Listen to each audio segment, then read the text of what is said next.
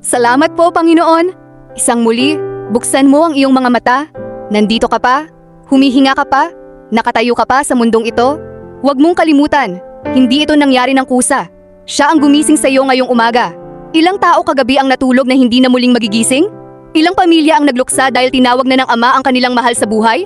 Ngunit ikaw, pinili niya. Binigyan ka niya ng isa pang araw, isa pang pagkakataon. Ito ang pinakamalaking biyaya na hindi nabibili ng kahit anong salapi. Minsan, sanay na tayo. Akala natin ay karapatan nating gumising araw-araw. Akala natin ay laging nandyan ang liwanag. Pero ito ay pribilehiyo. Ito ay regalo mula sa Diyos. Kaya bago ka magreklamo sa hirap, bago ka mag-alala sa problema, huminga ka muna at magpasalamat. Pasalamatan mo siya dahil mayroon ka pang oras. Oras para itama ang mali kahapon. Oras para magpatawad sa nakasakit sa iyo at humingi rin ng tawad sa iyong mga pagkukulang. Oras para mahalin ang mga taong nasa paligid mo habang kapiling mo pa sila. Marami ang nangarap na sana ay umabot pa sila sa umagang ito, pero hindi na pinayagan. Huwag mong sayangin ang sandaling hawak mo ngayon.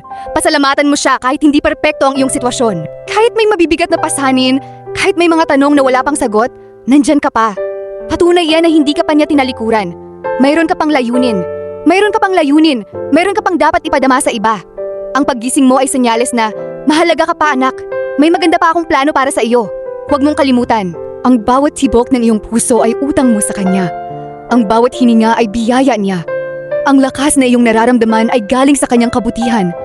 Kaya sa pagtayo mo ngayong umaga, ang una mong gawin ay yumuko at magpasalamat. Salamat po, Panginoon, sa panibagong umaga. Salamat po dahil hindi niyo kami inilimot. Salamat po sa paggising sa amin muli. Gamitin niyo po ang araw na ito sa inyong kalooban. Nandito kami, handang sumunod at magpasalamat habang kami ay hinihinga pa. Amen.